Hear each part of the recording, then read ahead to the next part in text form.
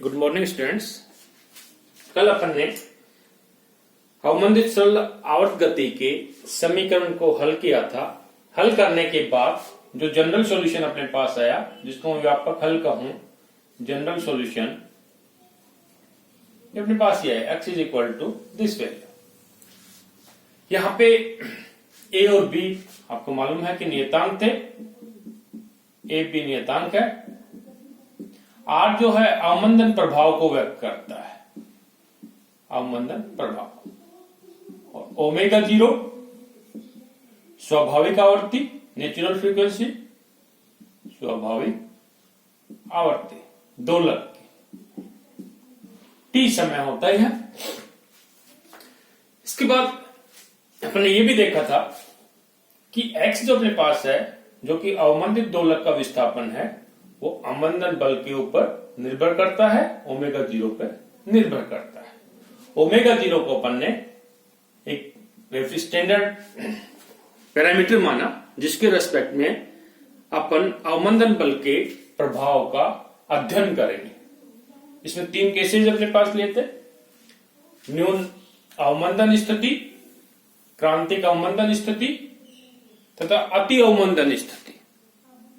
तो फर्स्ट आज अपन लेंगे न्यून अवमंदन स्थिति, न्यून अवमंदन स्थिति, लो डैम्पिंग केस। अब न्यू अवमंदन स्थिति में ब्रैकेट में अपन केस लिखें कि अवमंदन यहां पे r को रिप्रेजेंट करता है, तो r less than of omega 0, अर्थात ये वाला केस अपन लेकर के चलेंगे। इस टॉपिक में ये इंपॉर्टेंट है कि एग्जामिनेशन में भी कई बार क्वेश्चन आया हुआ है कि सिद्ध करो कि न्यून अवमंदन स्थिति में अवमंदित दोलक सरल आवर्त गति करता है। क्वेश्चन क्या आएगा कि सिद्ध करो कि न्यून अवमंदन स्थिति में अवमंदित दोलक सरल आवर्त गति करता है। तो उसके लिए पहले अपने को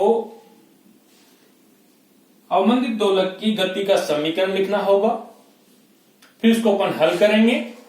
हल करने के बाद ये केस लेके चलेंगे न्यून अवमंदन स्थिति। बड़ा क्वेश्चन आता है। अब r लेस देन ओमेगा 0 हो, इसको अपन मानना कि अपने पास इसको दे दिया समीकरण नंबर 1, इसको 1 लगा दीजिएगा, समीकरण नंबर 1। जब r लेस देन ओमेगा 0 है तो माना कि r स्क्वायर ओमेगा 0 से अपने पास और भी कम होगा, क्योंकि यहां पे r लेस देन ओमेगा 0 है। तो r को इग्नोर करने पर, r को नगण्य मानने पर, नगण्य मानने पर r स्क्वायर को ओमेगा 0 के रेस्पेक्ट में, तो समीकरण 1 में r square minus omega 0 square, इसकी जगह सिंपल अपन कर ले माइनस ओमेगा 0 स्क्वायर। अब यहां पे अंडर रूट है, तो अंडर रूट है तो यहां पे अपन कहेंगे कि आयोटा ओमेगा 0। ये i किसको रिप्रेजेंट करता है, ये आपको सभी को मालूम है, अंडर रूट -1 का मान i होता है। अब समीकरण 1 में r square minus omega 0 square under root की जगह अपन आयोटा ओमेगा 0 रखेंगे।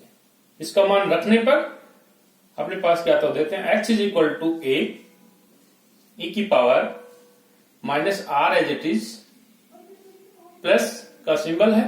समीकरण 1 में मान रख रहे हैं, इसकी जगह अपने पास आयोटा ओमेगा 0 रख रहे हैं। बुक्स में कई जगह j भी रखा हुआ मिलेगा। एक बात है, iota omega 0 t plus b e की power minus r, minus symbol है, minus iota omega 0 multiple of t। अपन ने इतना किया है कि न्यून अवमंदन स्थिति में ये जो व्यापक हल आया है उसका मान अपने पास ये हुआ। आगे और हल करते हैं। इसको अपन खोलेंगे e की power minus R T, e की पावर माइनस आर टी, दोनों में कॉमन है तो इसको अपन कॉमन ले लें। मैंने कॉमन लिया e की पावर माइनस आर टी। तो यहां पे अपने पास आ गया a e की power iota omega 0 t plus b, ये कॉमन आ गया, e की power minus iota omega 0 t। Clear? अब आगे देखिएगा, क्योंकि इसी को अपने को आगे बढ़ाना है तथा अपने को सिद्ध करना है कि न्यून अवमंदन स्थिति में अवमंदित दोलक सरलावर्त गति करता है। अब जो कण सरलावर्त गति करता है तो अपने को मालूम है उसका समीकरण क्या आता है, x is equal to A sine omega 0 t plus 5। ये तो आता है स्टैंडर्ड कि कोई कण जब सरलावर्त गति करता है तो उसके विस्थापन का मान ये होता है। इसी फॉर्म में अपन ये लेकर के आएंगे। तो इसको अपन आगे बढ़ाएं। आगे बढ़ाने से पहले ये जो फॉर्मूला e की पावर आयोटा ओमेगा 0 t, इसका जो मान है एक फॉर्मूला के तहत इसका एक्सपेंशन करेंगे, क्योंकि e की power iota theta is equal to होता है cos theta plus iota sine theta. अगर ये प्लस और माइनस में यहां लगा दो तो यहाँ पे प्लस और माइनस अपने पास आएगा, यानी कि e की पावर अगर प्लस आयोटा थीटा है तो कोस theta plus iota sine theta, e की पावर माइनस आयोटा थीटा है तो cos theta minus iota sine theta. Standard formula है, ऑयलर थ्योरम भी कहते हैं इसको, मैथमेटिक्स में चलता है, तो इसको आप याद रखना, बार बार काम में आएगा। ये फॉर्मूला इसमें अप्लाई करने पर x का मान अपने पास आया e की power minus R T A as it is, इसका एक्सपेंशन अपन कर रहे हैं इस सूत्र का उपयोग करते हुए, तो अपने पास है कोस omega 0 t plus iota sign omega 0 t। Clear? समझ में आ गया होगा। इसका एक्सपेंशन किया अपन ने इस फॉर्मूला के तहत, प्लस b, फिर इसका अपन एक्सपेंशन करें कोस ओमेगा 0 t, यहां पे माइनस आएगा, minus iota sine omega 0 t, bracket बंद और ये ब्रैकेट बंद। अपन ने सिंपल e की पावर आयोटा ओमेगा 0 t और e की power minus iota omega 0 t का मान इससे रखा है। अब आगे अपन देखते हैं क्या करते हैं।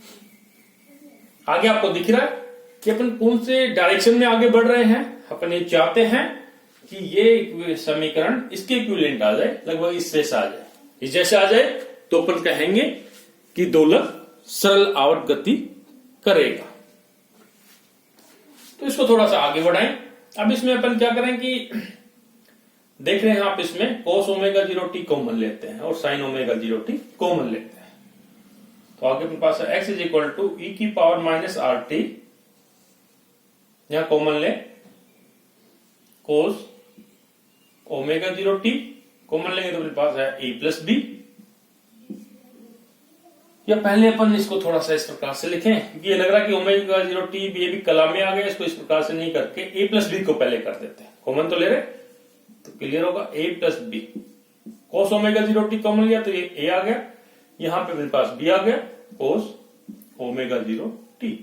इसी प्रकार से iota sine omega 0 t common लेते हैं, कॉमन लेंगे तो यहां पे अपने पास a तो आ गया दिस, या माइनस है तो माइनस b, इसको खोलेंगे तो मल्टीप्लाई होगा, आयोटा है दोनों में आयोटा भी कॉमन आ गया, साइन ओमेगा 0 t।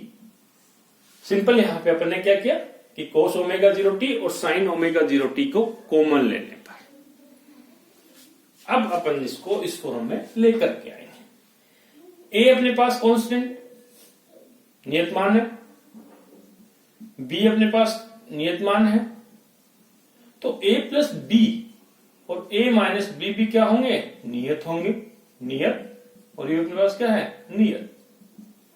और उसको अगर आयोटा अपन कहें मल्टीप्लाई कर दिया तो ये भी अपने पास कांस्टेंट मान तो आएगा जो भी वैल्यू है। तो अब अगर ये नियत है तो माना कि a plus B is equal to, इस फॉर्मूले से अपन लेके आना चाहिए, क्योंकि आपको मालूम है कि साइन a प्लस बी, या ये मान लीजिए इसको अपन एक्सपेंशन करें a as it is sine omega 0 t cos phi plus cos omega 0 t sin phi. क्योंकि साइन a प्लस बी का जो एक्सपेंशन करें तो अपने पास ही आता है। तो यहाँ पे cos ओमेगा 0 t ये तो अपने पास है cos फाई की फॉर्म में, या अपन कहेंगे अपने पास है cos ओमेगा 0 t की फॉर्म में, तो sin फाई मान लीजिए यहाँ पे जिसमें। तो a plus B is equal to मानना अपने पास है x0, cos का मल्टीपल sin मानेंगे sin ऑफ थीटा, फाई है तो फाई, थीटा है तो थीटा, थीटा मान लीजिएगा। इसी प्रकार से iota a minus B sine omega 0 t का मल्टीपल cos फाई है, तो माना कि अपने पास ये क्या है x0 cos ऑफ फाई,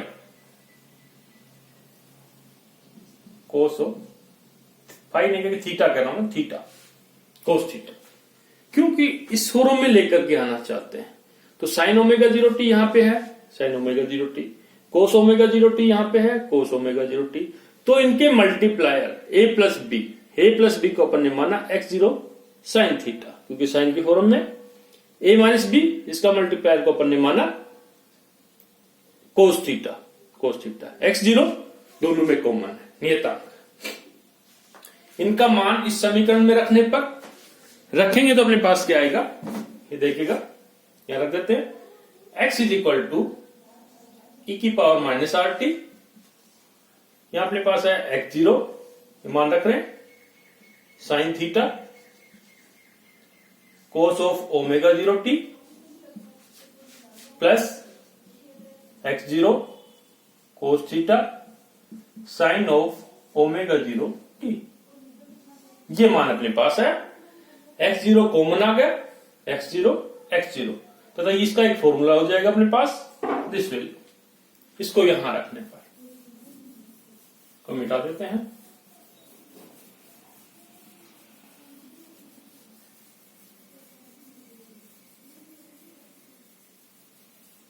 मिटा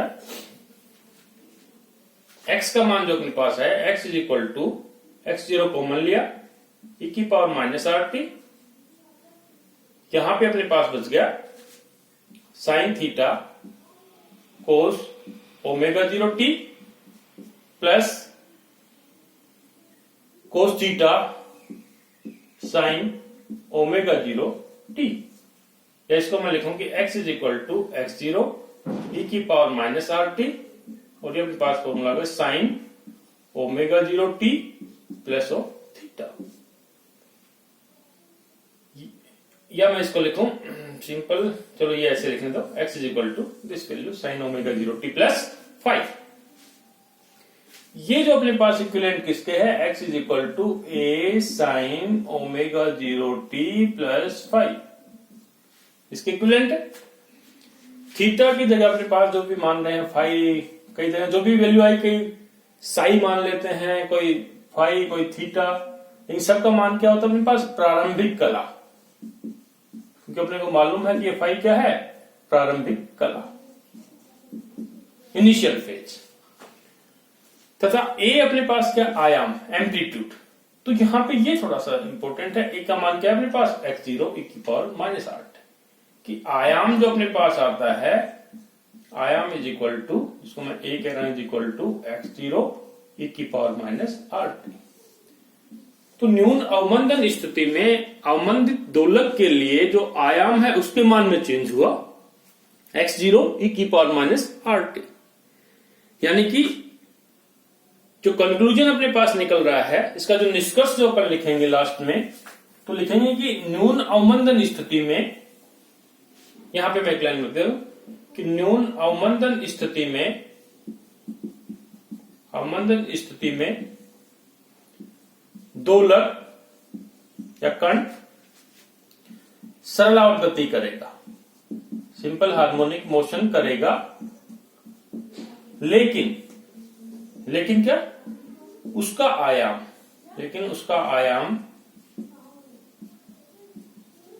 एक्सपोनेंशियल रूप से डिक्रीजिंग होता जाएगा, चरघातांकी रूप